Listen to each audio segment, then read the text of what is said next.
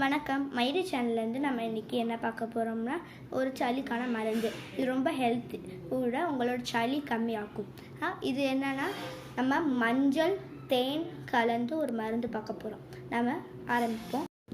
இதுக்கு நம்ம வச்சுருக்கிறது நேச்சுரலான பொடி. இது மஞ்சள் விரலி மஞ்சள் எடுத்து மிஷினில் ஆட்டி வச்சுருக்கோம்.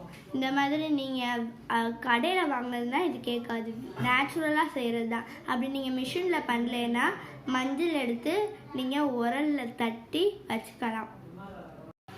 உங்களுக்கு தேவையான அளவு மஞ்சள் எடுத்துக்கோங்க. இப்போ எவ்வளோ வேணுமோ உங்களுக்கு தேன் அவ்வளோ ஆட் பண்ணிக்கலாம்.